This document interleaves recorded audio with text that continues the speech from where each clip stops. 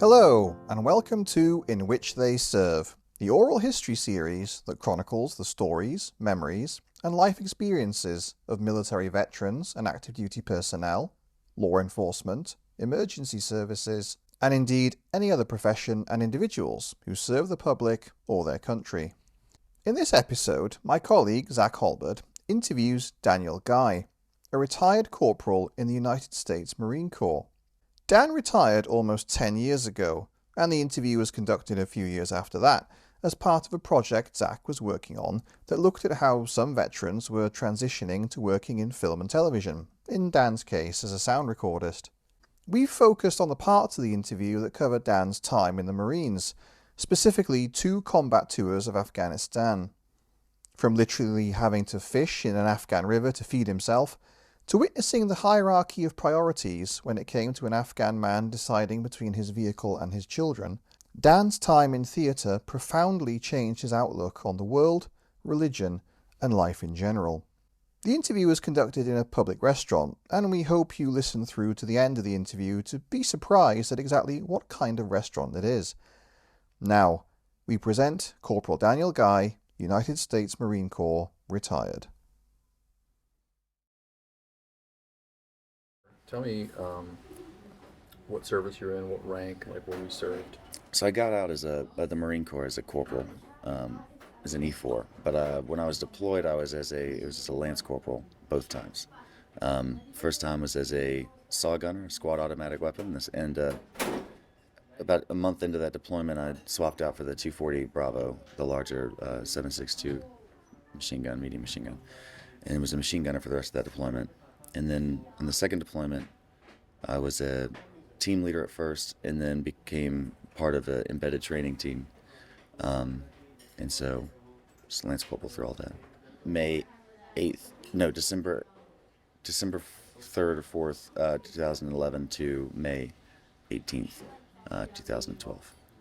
And then I got out of the military in October 2012. Mm-hmm. So, right after that, buddy and I that I served with, we had a really fortunate situation where we got to be on the same fire team for 2 combat deployments in a row, and I don't know many people who got to do that with the same person. You know, with everything goes, it's shifted around, and people get moved on purpose to avoid fraternization. But because he had been picked for S1 because he knew how to type, and then I fought from the line level platoon to get him back, and he fought from in the office trying to mess up paperwork to get back.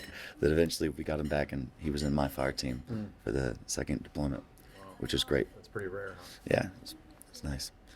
So, things didn't stay that way. Of course, like I said, the second deployment got all crazy when I got moved to ETT, and what that did to me. So for me, lessons you learn from different experiences. But like ETT was a rough one because one of my jobs there was to do the biometric scans of the dead.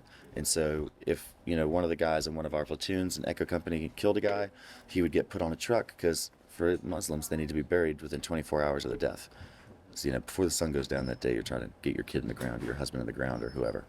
So the family is going to bring this body to you because we have to do this first, and then they can have the body back. So the family all comes to the base. The Marines bring the body back to us. And then I have to, if they got shot in the face, I have to put my fingers in their mouth and put their face back together, and then take a scan. If it reads it, we're good to go. I can now break his fingers and scan each finger individually. If that works, good. And I have to peel his eyes open and scrub the gray film off his eyes, and then take scans of his eyes. So, I do that a bunch of times. And when I first started doing it, it was just, just do it. Get it done, crack, crack, crack. It was like popping celery sticks, And then it wasn't until I was in New York that it sank in what I was doing, and that wasn't a good feeling, yeah. But Yeah. So that was just before your discharge. That was the last job yeah, you had? I came home. Yeah, it was the last job I had. Came home the day after we got back. Before I could go on leave, I went to the local strip club, and we were leaving the strip club after a successful night of wasting money, and the bouncer walked up and stepped on my foot, and it broke. So I must have already had like a fracture from the deployment. So, because he didn't stomp, he just broke it, Wow. Wow, yeah, I know, it sucked. Passed out from pain. You had like a hairline fracture. Yeah, so I passed out from pain and woke up later that night in my room. My buddy David Hines was my roommate. Shit for that, weren't they? Yeah, yeah, it's pretty funny. So we're all in Afghanistan. We deployed.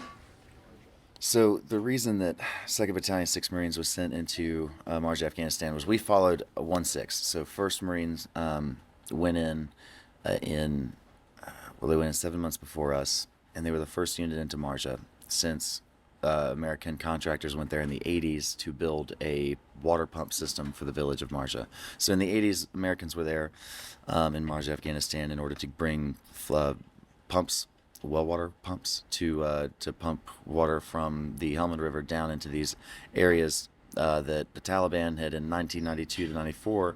It cut off all these farms from water, because if in that country there's only one water source, and that's the Helmand River. Comes in from the northeast, it goes flowing southwest, and if you own the Kajaki Dam at the north end, then you own the country. If you can cut off a farmer's water, you can starve him to death. So we were taking back Marja because it had become a hot zone for Taliban forces trained in Pakistan, right there south of Marja. And they would flow through Marja, and they would receive meals and places to stay there, and they would then move north to go fight for the Kajaki Dam. So they would go fight the army up there and the Marines up there. And we had been battling, not me, but we as America had been battling in the northern Afghanistan for a while at this point. This is 2010. So we've been fighting there for a long time, trying to get this dam. And we realized that we have to stop them more towards the source, and we can't go into Pakistan, but we can go to the border. And so that's why 2-6 went to Marja, Afghanistan, was to be the unit that disrupts and interferes with the flow of operations of the Taliban forces from Pakistan into northern Afghanistan. So it was claimed that Marja was the bleeding ulcer of Afghanistan, because here's this hotbed of insurgents of at least 2,000 strong, and no one's doing anything about it. And they're constantly going up and down from the north to the south to refit and rest and load up ammo and everything, get resupplied from Pakistan, and then continue. So a big part of it was 1/6 came in, dropped out of helos, and then stormed an abandoned building and started working. There's a documentary called The Battle for Marja, which follows 1/6. It's a very good in-depth documentary.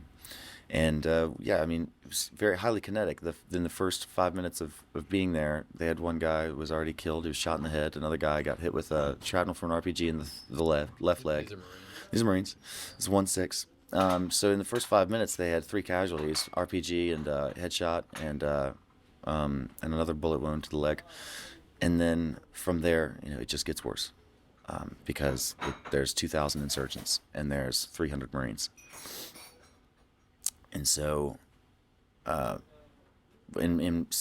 what I mean by 300 Marines is in each company there's 300 roughly, and there's 3 companies deployed in a battalion. But Marja proper is only being held by one company, so that's 300 Marines. Bravo company goes into the center of Marja, then Alpha was at the top and Charlie was at the south end. So they were like the keep them in. If anybody squirts out, they call them squirters.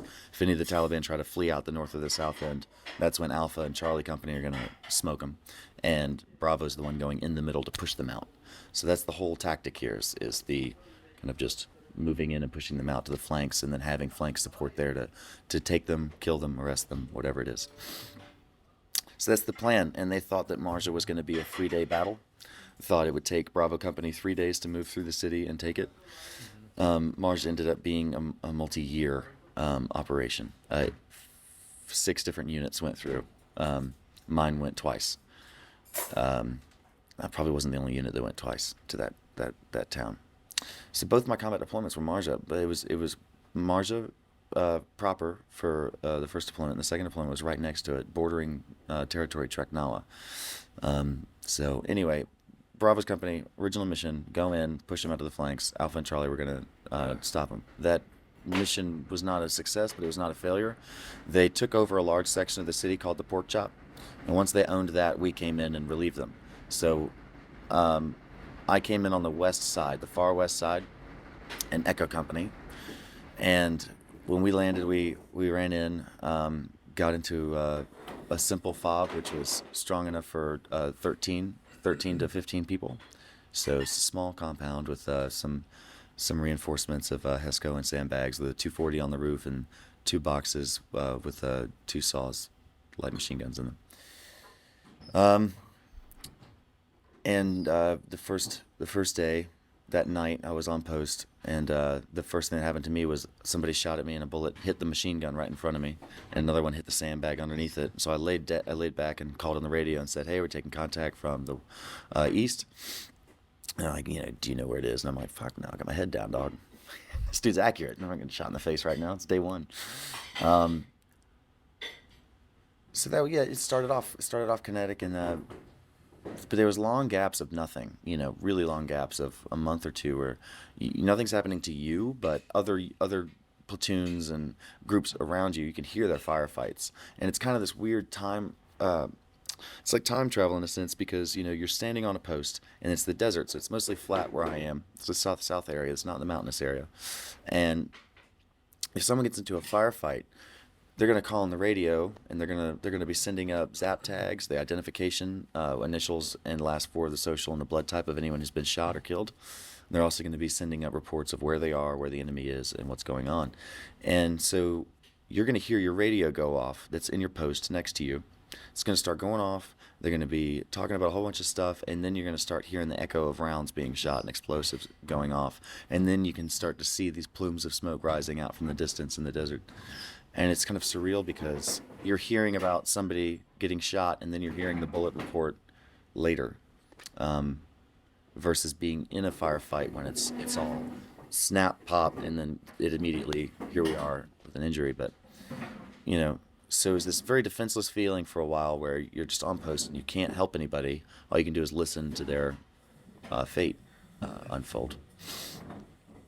And then they're your friends, and you can't do anything about it. Sort of strangely like detached Yeah. from what's happening. It's Yeah. kind of surreal. It's fucking, yeah. It's a crazy feeling. How long were you there for? 7-month deployments each. Both were 7 months. You guys never left the fob. You just That fob? So that was argon. We had to decommission it and destroy it with a tractor, and after 3 months, and then we were all consolidating that platoon. We had one platoon there. We had another platoon at another fob that was 2 miles down the road, and another platoon, another fob 2 miles down the road. And so we decided to consolidate these two into the one, because it was big enough for it. And then the area I was in, like I said, it got real slow. So they were like, "Oh, I guess we don't need a show of force over there anymore. So let's pull those guys to here where it's kinetic." So they were bringing us in, but we destroyed it. And then they were like, "Hey, you need to destroy that bridge too." And then we're like, "We can't destroy the bridge. We don't have any explosives. Your convoy came and had a tractor that destroyed the compound, but then it left with the tractor, and so now there's nothing to destroy the bridge. All we have is grenades." And he's like, "Well, you got to guard that bridge." Oh God! So this turns into a Saving Private Ryan thing now, where we're a squad left behind in an abandoned ANA post that's next to our abandoned Marine Corps post, and we're holding and just getting sniper fire all the time. Just you're in like this fishbowl of a compound. There's no like doorway or the walls all slope up, and you have to climb up out of the outside to slide down into the inside, and then run up to the edges to fight whenever someone's shooting at you from the outside. So it's very interesting kind of setup. So we had to live there and protect that for 2 weeks. We were cut off from resupply of food and water because the trucks couldn't make it down to us because the roads are full of IEDs. So we had to fish. And that was a really cool experience, learning how to fish in Afghanistan in order to eat, because you can't get MREs from the U.S. government. you're cut off. What were you fishing with? I was fishing. The ANA were fishing with RPGs, and I was fishing with a bucket. Yeah, it was a bit different. I took a slightly different approach than them. Afghan National Army. Okay. So an ANA would be just a soldier of the Afghan You guys were fighting with army. them. Yes, Okay. Shana Bashana, shoulder to shoulder is what that means in Pashtun. Shana Bashana, and that was pretty much the motto of our partnership with the ANA. Yeah. I So they mean, were firing RPGs into the water, just redneck dynamite blowing up the fish. It's pretty efficient. it is. Yep, tastes funny, but it works. And then I was using a bucket because I found one of the cooks for the ANA. He wasn't a combat arms guy. He's a cook, and he was catching these tiny little fish by taking little bits of dough, raw dough that hadn't been cooked yet, putting it into a bucket full of water, putting that bucket in the water, in the river, and tilting it so that just the edge of the lip goes into the water, so a fish can swim in but can't go back out. And so that's the method I liked, and I adopted that, and saves explosives for when you need them. But it worked. We caught like 100 little fish and every day or whatever, and then we were able to catch a couple big ones, which was nice. That was fun. I got a couple pictures of me cleaning that one. Nice. It's getting ready to serve it up for the guys. It's fun.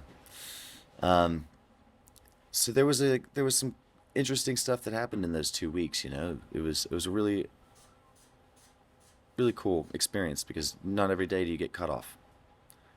That doesn't happen these days. Normally Yeah. a helicopter will come drop you something or do something, but they were like, nope, can't do it. All right. So that was that, and then we consolidated to camp. The name changed. The name changed right after I got to it, so I can't think of it now. Um, but it was big enough to house 2 platoons, so it could hold up to 80 people maximum. Had 4 posts, all had machine guns, medium machine gun 240s on it, and it didn't get attacked too often. I mean, the post would get sniper fire, but that was about it.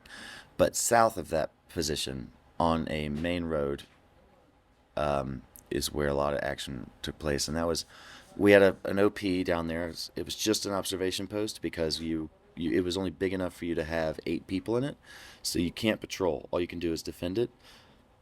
You use it as a vehicle checkpoint, use it as a lot of different things, right? So you're still getting a lot of work done out of that location. It's good real estate for us, but it's not real estate that we can really take advantage of without doing a combined arms assault and having like another squad on a flank and like pre-planning something, right? So the way this works out is one squad from this main fob that has 2 platoons, one squad at a time spends a week down there just rotating out 5 days. Spend 5 days down there, and then 15 days here. 5 days there, 15 here. And so when your squad goes down there, you just pack up, walk down the road 2 miles, and it's called OP Oakland. It's called OP Oakland because it's named after Oakland in America for how bad it was in the 80s and 90s as far as street gangs and drive-bys. So it's called Oakland because every single day at prayer in the morning and at night, you're going to get RPG attacked or PKM attacked. You better just put your fucking head down. So yeah, OP Oakland was a place that you just defended. I had a term there. It was Death Blossom, which just means guns out in every direction, squeeze triggers. Which probably isn't the best way to go about conducting yourself, but Just a deterrent. yeah, I never had to. I was never a part of a Death Blossom in that position. I preferred fire restraint to just blindly shooting a bunch of hot lead into windows and stuff. So, I mean, of course, if you're getting heavily attacked from one window, you know that they're in there. Sure, blast the window, but the Death Blossom principle is it's a flower of fire going in all directions, right? And that was a term that I heard a lot because there was a guy his squad, that was like their catchphrase for that place was, "You ready to go back down to Death Blossom?" It became the new name for it pretty much. But, that was just a tough spot. Plenty of days you just wake up to an explosion. You run out of the cave pretty much because it's not like a house. It's more like a little cave with a compound built around it. You come running out of that, the sun's so bright, and it's so dry and hot, and then just more stuff's flying over your head and hitting on the walls and dropping dirt on you, and you're like, shit, where's my Kevlar? Yeah. It's such a sky, like waking up into that is always, it's never easy, it's always confusing. You get a gun and you get to the wall. So that was OP Oakland. A lot of stuff happened there, and then so that's the 2 miles south of the main fob, right? 2 miles north of that main fob. So on either end, there's a little base. So a little fob, little OP down south called OP Oakland, and one up north called Gettysburg, also named for a horrible place to be. Yeah. And it was only big enough for 8 people, but only 3 of them could be standing up at one time. And then you could climb like a little ladder up to a post, and there was only one post with a machine gun on it, and that post got grenaded a lot. Oh, no, not grenaded a lot. It got shot at a lot. It got grenaded once, and the machine gun was stolen from it. I wasn't there for that. It was another platoon squad, but I was on the QRF that was sent out, the quick reaction force that was sent out immediately after to try and go get that machine gun back from the Taliban that stole it. But we didn't get it back. That was a loss, and that whoever that fighter was had a lot of balls. I mean, he walked up to a post with 8 guys in it, crawled up underneath the sea wire, crawled the HESCO barrier, and rolled a grenade in. He didn't throw it. He rolled it in so it would just fall very close to the sandbags on the floor, and the machine gunner would not know what to do. So everyone dove out. There was 3 guys in that post. All 3 dove back into the hole. And one of them was caught in the shrapnel, and he was evac'd, and he lived, but he had shrapnel almost a centimeter from his heart, like in the breastplate, stabbed, pierced. I mean, he's peppered. He looks like he has freckles all over his body now because, I mean, pineapple grenades is the old school stuff, Like this is a World War II grenade that they threw, and yeah, it fucked him up. But he's a firefighter now in New York. One of my opinions I started writing again recently, and one of the opinions I put down was that we've got a really bad opinion on how to fight a war, and that is, if you're going to take a city, be prepared to own a city. So go in thinking to, retain some of the infrastructure in order to make it easy to build on, because what we did is leveled. And then you're forced into this, all right, either just give it back to the country and help them with money, and they'll give their own people jobs and labor to rebuild their city, and they can take pride in rebuilding their city. Like, it's a horrible gimmick. That's all you're left with whenever you operate this way, instead of, all right, if we take this city for you, it's now an American city, because we're going to have to stay here for years and make it or fix it or something. It's a hard thing, the international policy and the way that we do this. I'm not saying I have it solved and I know that how we should do it. I'm just saying that it's not good to have the mindset of counterinsurgency, going in, leveling cities, and then walking away and saying, good, now you have jobs for your people to rebuild the city, and pull out the bodies of all the ones that aren't going to be helping. I'm trying to sort of understand your position on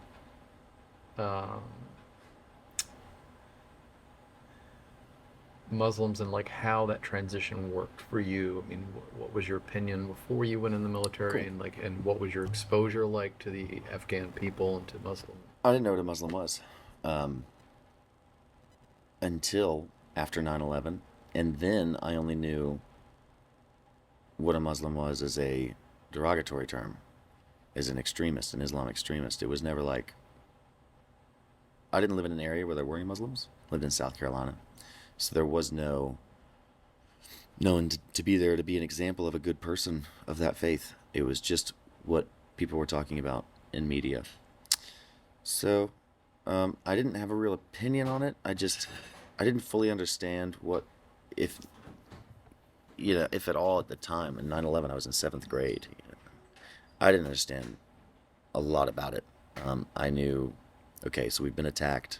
And we've been attacked by these guys that have been training for a while to do this, and they're from Afghanistan, and they went to school in America, went back to Afghanistan for the final steps, and then came here to pull off the attack. So it was a big deal. Like, this took some guys dedicated their entire lives to this, all of their education, and then their 20s, and they died in their 20s, taking down planes. And so I only thought about that one group of extremists. I wasn't being a racist and summing everyone into one. I just wasn't thinking about normal Muslims. The only thing I was thinking about was the extremists and the Islam extremists. So my opinion, I didn't have an opinion of Muslims at that time. I just had one of extremists. And it doesn't matter to me, because the Crusades, you got extremist Christians going around doing the same thing 600 years earlier than this. Yeah. It's like Islam is reaching its point in its growth that Christianity and Catholicism did at that point, just 600 years later. And if you look at their time, like it's the year 1289 or something, so they're about 600 years, 600 years behind us or so. So kind of an interesting relation there, but might be dots that don't need to be connected. Who knows? So join the military, and at that point it's the Marines. And in the Marines, you're in the infantry. The whole time you're in boot camp and you're in school of infantry, the drill instructors and the instructors are trying to get you angry and hateful and powerful and ready. And so a lot of racial slurs are used, in derogatory terms. And yeah, This was fed back on in- that. What year was that? 2008, 9, training, and the training for the deployments. So I fed on that. I'm surprised by that. I didn't deny it because I didn't know any better. It was like, this is my world. You're telling me this, and you've been to combat. I have not. So I'm going to listen.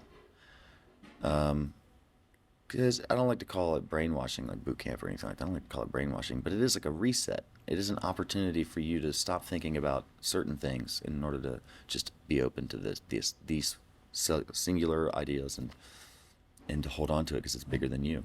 Mm-hmm. And so I did that. I was a very good Marine in the sense of follow orders and all that kind of stuff.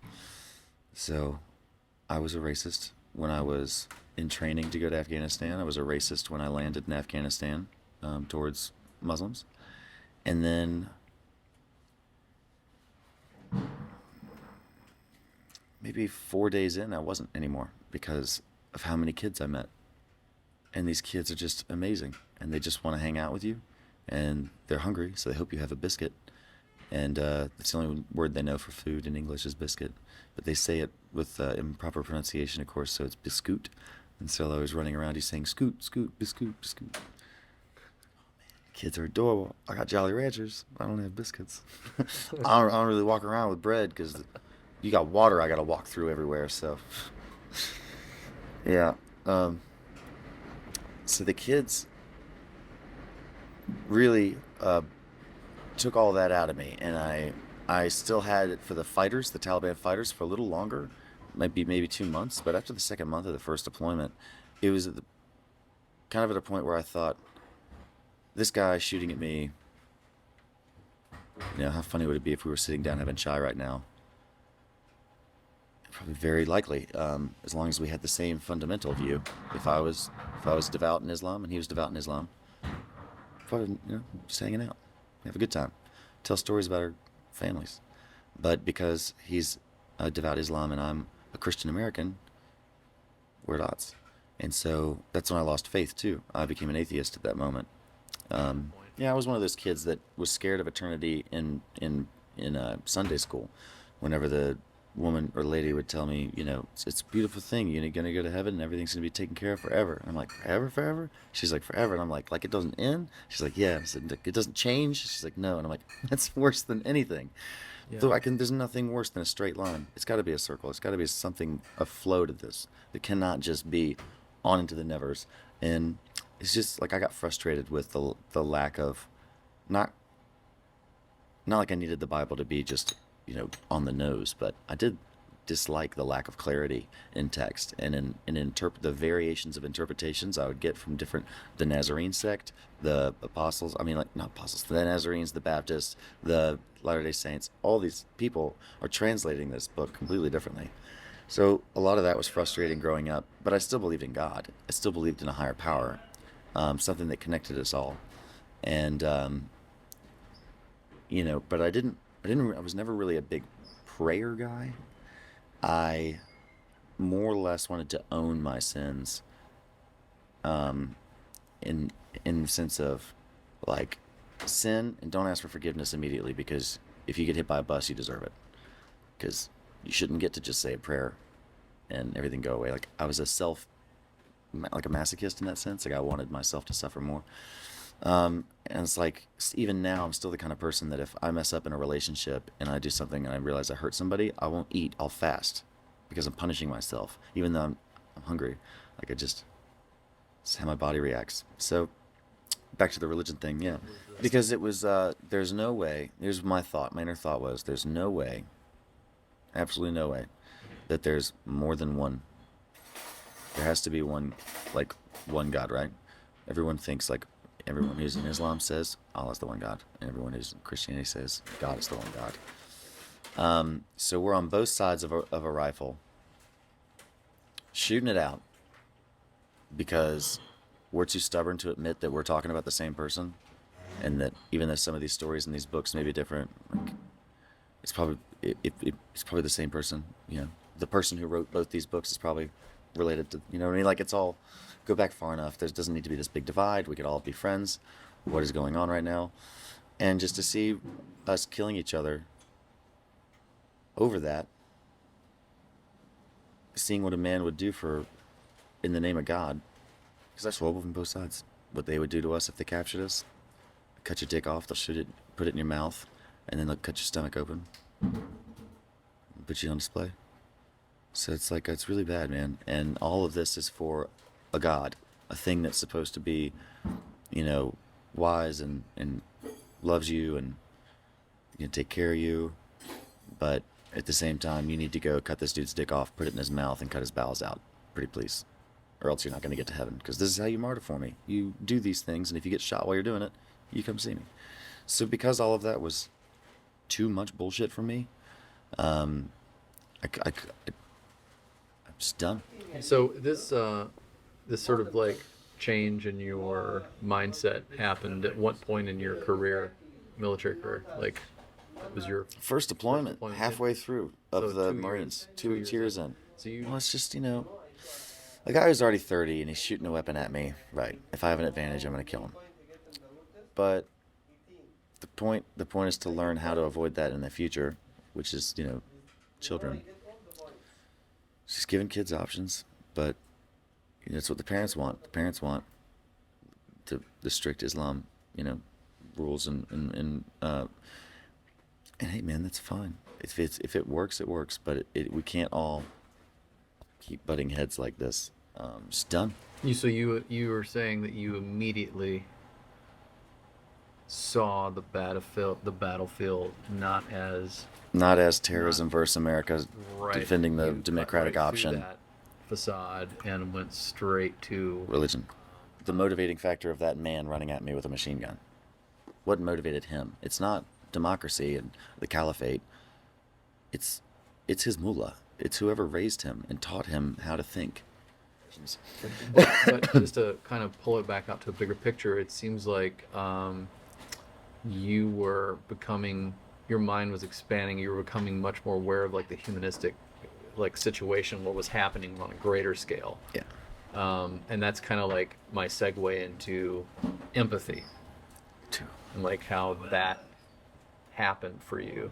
Children, obviously, you said were like the first. Yeah. You saw them and you saw them as another human being. Yeah. Not And like them. Mhm.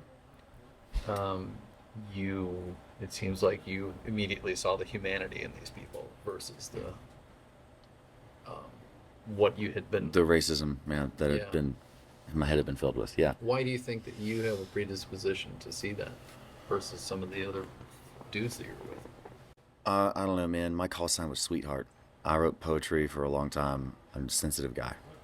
You're a sensitive guy. Yeah. So that's your answer? Yeah. I got nothing. I got nothing. Your call sign was Sweetheart. When Yeah. did you get that call sign? Oh, dude, like the end of week 1, I got my first letter, and in it was my like ex-girlfriend apologizing for how she had been or something, because I'd written her a letter being like, all right, this is how I feel about how you were as a girlfriend.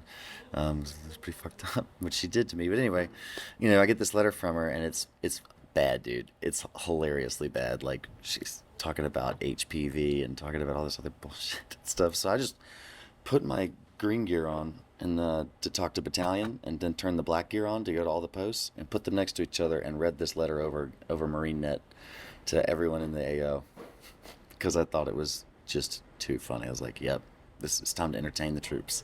Troop welfare time. And so I read that out, and then I read a poem I'd written at the bottom of her letter as a response, and I said, and in response, and read the poem, and then call sign was Sweetheart after that. Because he's getting love letters and hate letters and writing poetry. Well, again, you know, there's so many layers to this, because there were so many men, and I mean males of the age, 18 to however old.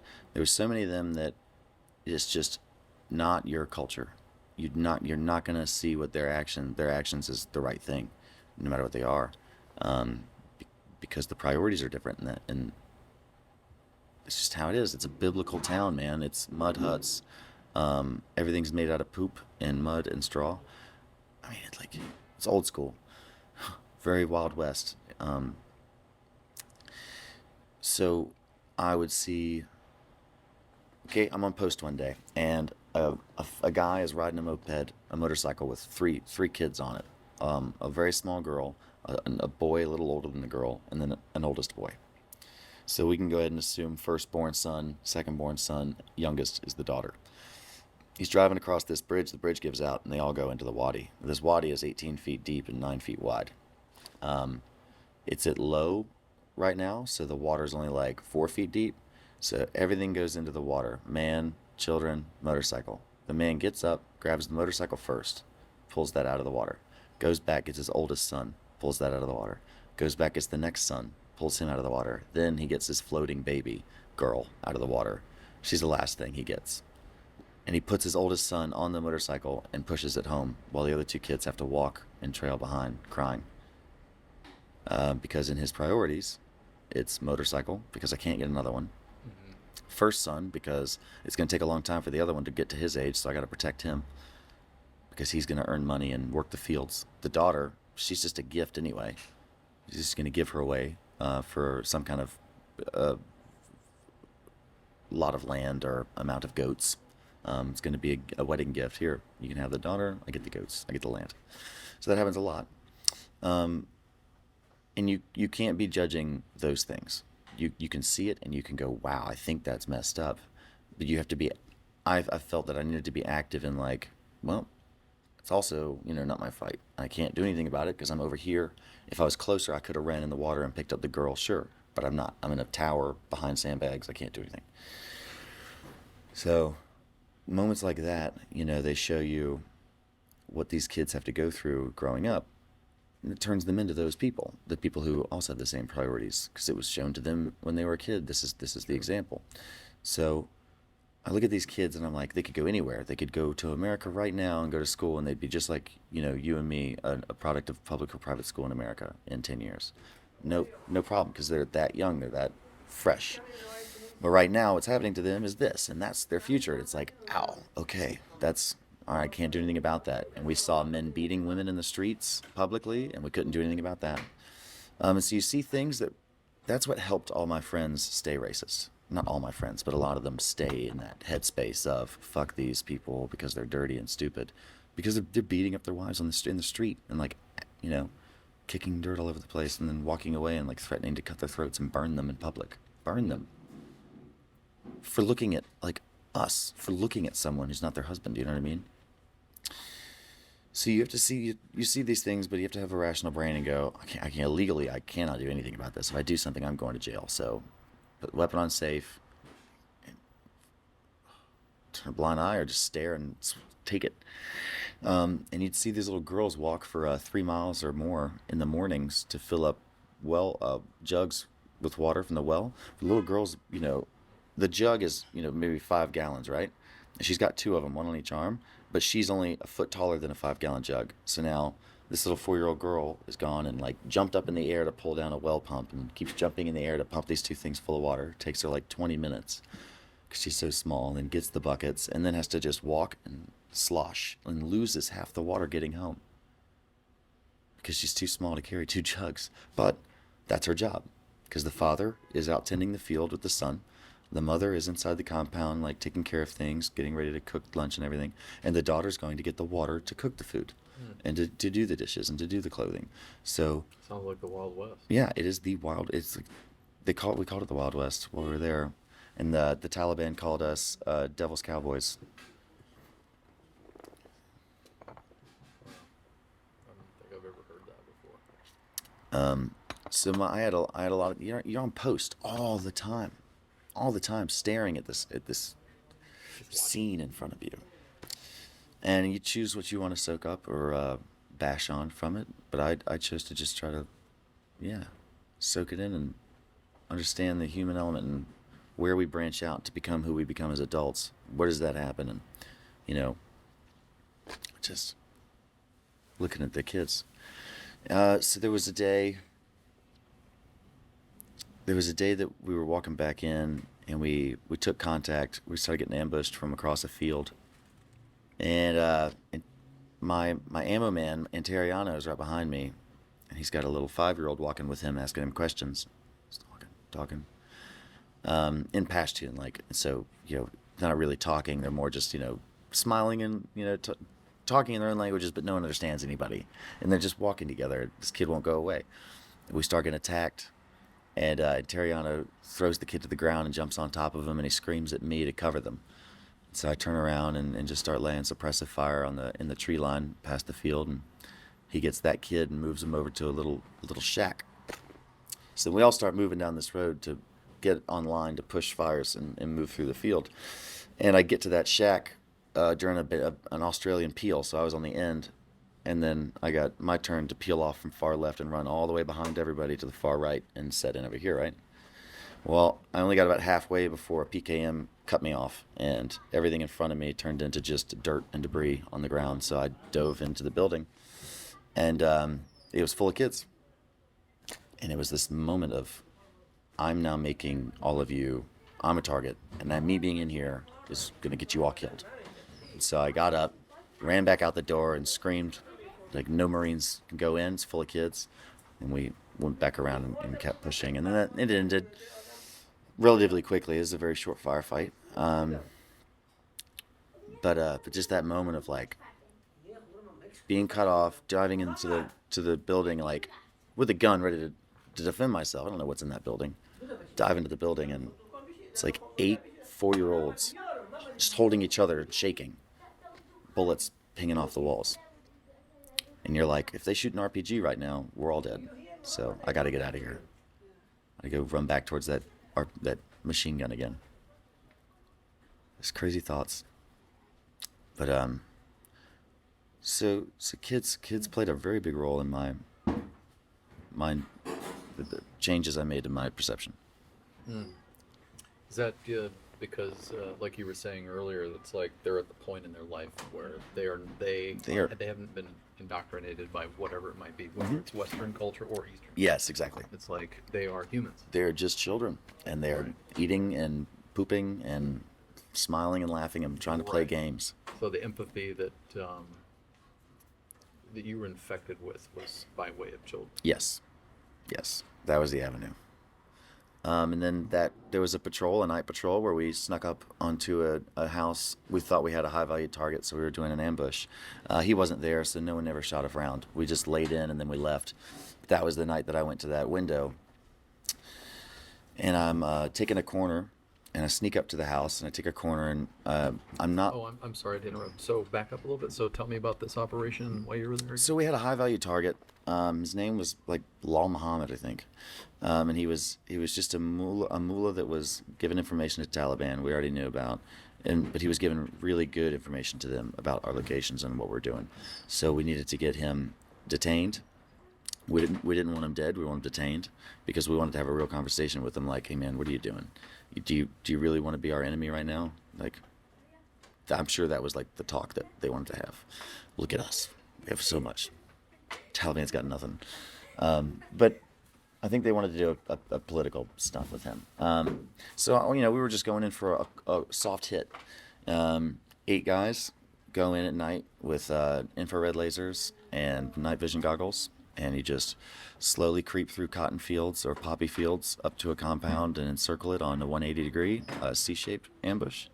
And then once you're close, you just start pushing it in. And then once you're critical close, like 5 meters from the wall, that's when everyone lays down and just lay in for hours. Wait. See if somebody comes out or goes in, or if you can hear this person's voice from inside. So you have an interpreter with you. I'll wait for the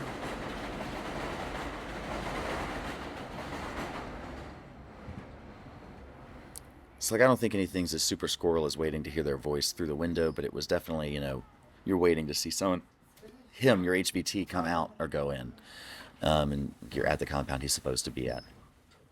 Well, he wasn't there, but before we pushed in to find him to see if he was there, because we did raid it and he wasn't there. Well, before we pushed in, when we crept up, I got next to a window, and I could hear a mother singing a lullaby in Arabic in Pashtun to her baby. And I just couldn't shake my own mother's voice after that. My mother, when I was a child, played acoustic guitar and sang to me a lot, and so I had a very, very strong memory and correlation at that moment with my own childhood, and it made me feel very sick. That I was about to kick down the door and breach this house, because it's like my house. I'm in there sucking on a tit, getting a story or a song, and you're gonna come ruin my night? Fuck you, man. Don't do that. Yeah. So that was a pretty powerful night too. Because a moment later, that baby was screaming and crying. A whole bunch of people running around, tossing blankets, searching for stuff, and then an hour later, apologizing and walking away. I mean, the remainder of your time in the Marines, were you internally conflicted with any of this stuff? I mean, I kept myself pretty busy when I had the broken foot. I was taking care of all my exit strategy paperwork before everyone else, because they all went on post-deployment leave to go see their families and go, fuck their wives and all that good stuff. I stayed on base and did paperwork to get disability on time and to get everything set up with the VA. And that was good because, the VA, like a lot of people said, they waited years, over 9 months before they got their disability. I got mine, bam. I got out in October and I was getting paid in January. So. Because you were taking care of your shit. Yeah, because I had an advantage. I had a broken foot and I was on base during a deployment leave, post-deployment leave. So there's no competition in any of those offices. I could just walk in with paperwork, and if it was all jacked up, I could just sit down and refill it out and turn it back in. I didn't have to wait in any line. So it was great. And I had a boot on my foot with a broken foot, so I had sympathy from all of these nurses and women that were running the offices that I had to go to. So, and I think that some of them thought it was probably from the deployment, because I just got back and they thought I must have got shot in the foot. But if they didn't ask, I wasn't going to tell them. Sure. I get stepped on by a bouncer at the strip club. It's not a great story. I wasn't going to lie about it, but I also just didn't volunteer that story unless they asked. Sure. Did it happen over there? No, it did not. It started over there. Something happened, but I didn't get shot. Yeah. Hairline fracture from a goat. Well, I jumped out of post a few times and I rolled it really bad a few times, and yeah, I'm sure I wore it down during that deployment, but it finally broke under the foot of a strip club bouncer. So, yeah. How do you feel about all of this recent Islamophobia in this country? Well, I don't know, man. A lot of people have a lot of different directions with it. So some people are freaking out, saying that their opinion of Islamophobia is, I need a gun. Another person's opinion of it is, I need a wall, and get them out of here. Another person, would say, no, they're probably just nice people and not having Islamophobia. So of those three opinions, I'm more on the I don't want to say err on the side of caution and put cops everywhere. I don't want to say that at all. So I don't think we need that. I don't think we need guns everywhere. What I like carrying around a fanny pack with a medical kit in it. I didn't bring it with me today, because it wasn't with me when I went to the party. Because I'm going to be drinking, I don't bring it. Because why would you want to have medical gear when you're drinking? You're not or a fanny pack, for that matter. Or a fanny pack. Come on. I'd be more worried about the fanny pack. Come on, man. I love my fanny pack. The social consequences of wearing a fanny pack. Not if you do it confidently. Confidence. You own it, you get away with That's it. right, man. That's true. I own the shit out of that thing. I love it. So, I keep tourniquets and quick clot, and they're not expired. They're not like the ones I had in my IFAC. I bought new ones, quick clot, and tourniquets, quick clot. It's enough to save 2 double amputees and with a sucking chest wound, or 4 people, single amputees and sucking chest wound and hemorrhaging from like abdomen. So I could save that many people. So for me, it's not. I'm sad about Islamophobia. I'm very sad about that because for me, it's not about, how super protected can you be. It's more about, all right, so if they come in here and it's a war on fun, dog. You want to have fun. They want to blow you up while you're having fun because they say that's not what you should be doing. Great. Have your fun though. Don't stop having fun because that is like, I don't like the words letting them win either because it's been thrown around by people that I can't stand, like Hillary Clinton. You're letting the terrorists win. I cannot stand anything that comes out of her mouth because I just don't respect her. It's anyone who wants it that bad. It's just like you're gonna say whatever it takes. So it's hard without that phrase being available, but you see what I'm saying. So for me, it's about I feel free having a fanny pack with a medical kit because if something goes off around the block from me that takes down 8 people, there's a chance I can bring 4 of them back and keep 4 of them alive, which means that the terrorists only get 4 lives instead of 8, which is a win in my opinion. You carry this around with you quite often? Every time I go to the city, every single time. When people ask me what it is, if I'm working, I say it's sound gear, and if I'm not working, I say it's like an inhaler, like medicine. So, where are we right now? So we're in shish kebab. It is it's the best Afghan food that I've had in America, and it's in Astoria, in New York. So I found it because when I first moved here after the military, I didn't know how eclectic New York was. Growing up, the only people from New York I'd ever met were pretty much just Italian. That was the only New York I knew. The typical way that it's made fun of in the South is like, hey yo, Tony, let me get a pizza. Let me get a slice. Like that is an Italian guy who's just fat and eats pizza. That was New York to me.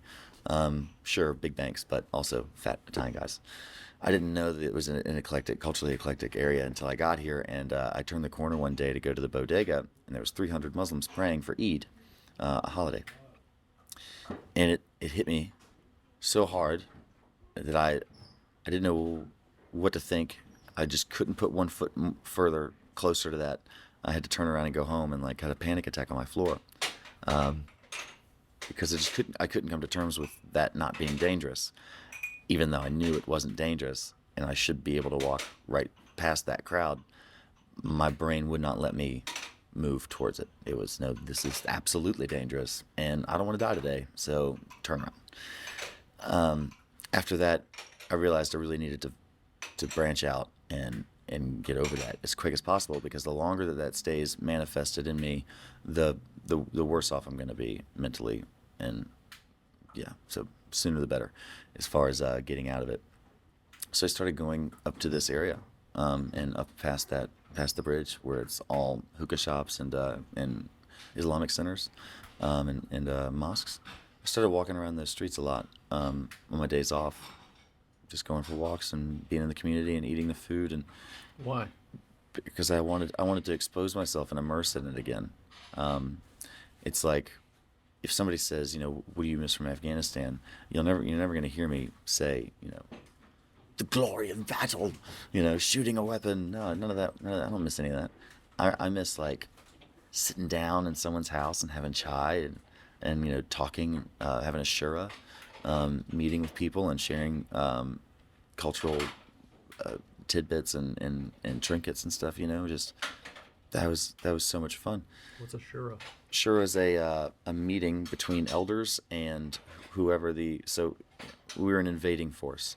So we come in and a lieutenant will have a shura with the elders of the village. So all these gentlemen will show up in their white hats and all white gowns, and then they'll sit with the lieutenant and the XO and the CO, and guys like me are just outside on security, but they're all inside on these pillows and having a meeting indoors and sharing, breaking bread and talking about their town and what's going on and how can we help and how can we do it right.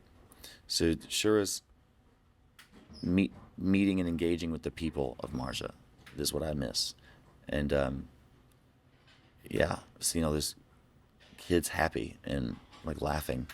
You play rap music and they start dancing and stuff, and just a lot of fun. So I did not want to live here and have any kind of uncontrollable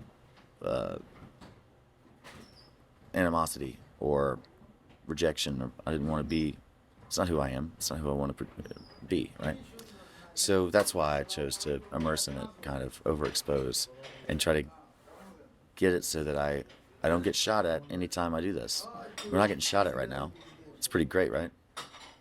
Yeah, it's really great. Like, it's really, really great. We just got to eat that food, no one shot at us. Because the way that my experiences was found with that food is you try to get shot at. So it's wonderful to now be able to eat that food, and the thought of being shot at doesn't have to enter my mind at all. Thanks for listening, and we hope you enjoyed this interview. If you did, please leave a comment below and like and subscribe to support more veteran-produced content. We've got more interviews like this being released over the coming weeks and months, along with other military and historical documentaries. So stay tuned and catch you soon. Thanks again.